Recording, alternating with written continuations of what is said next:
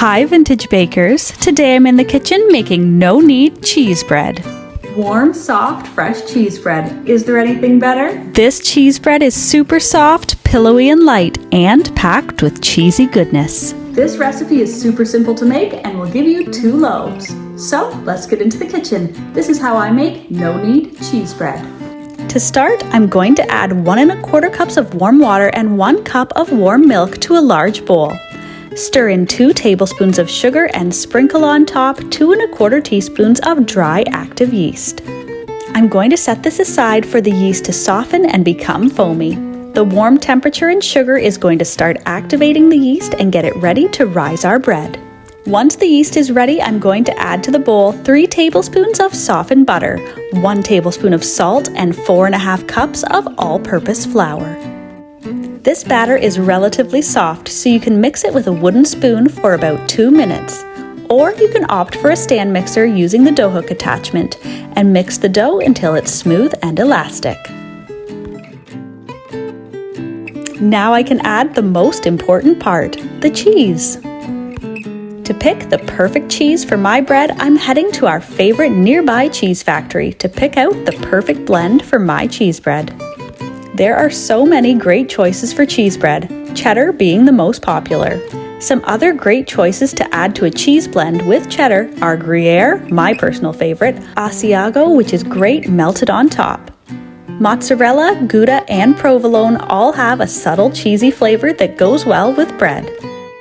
But the best cheese for this bread is whatever cheese your family prefers. For me, I'm going to make a mixture of sharp cheddar and Gruyere.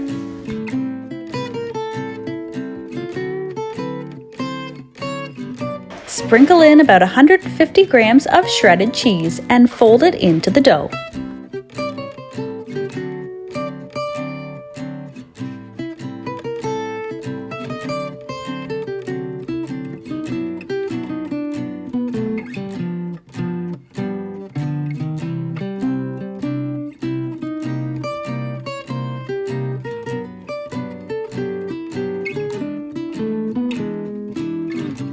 Cover the batter and allow it to rise in a warm spot for about 1 hour, or until the dough is doubled in bulk. Meanwhile, I'm going to lightly grease with butter 2 loaf pans. This is going to prevent any of the finished bread from sticking to the pan and will save me the hassle of fighting with the bread after it comes out of the oven. When the dough is ready, I'm going to pour it evenly between 2 loaf pans. No need to measure it exactly.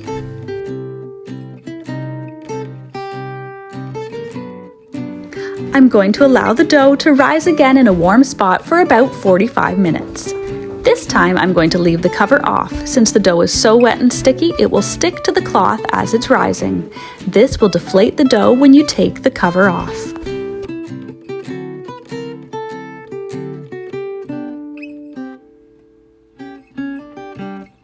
Now that my dough has risen to just over the top of my loaf pan, it's ready to go into the oven. The dough should still be very soft and delicate at this point, which means our finished bread will be soft and light when it comes out of the oven. Bake the loaves in a preheated 350 degrees Fahrenheit or 180 degrees Celsius oven for 45 minutes.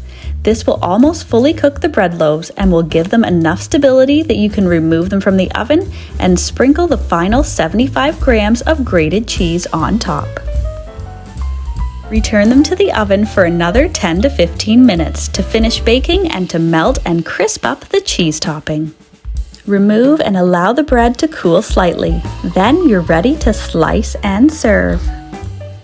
This bread is perfect just as it is, with a soft spread of butter to melt into each warm, fresh slice.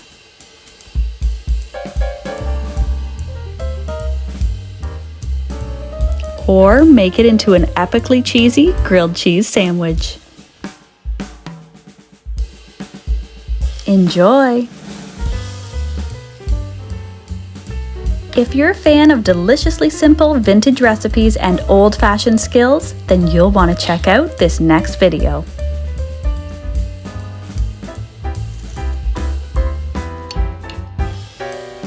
Thanks for stopping by.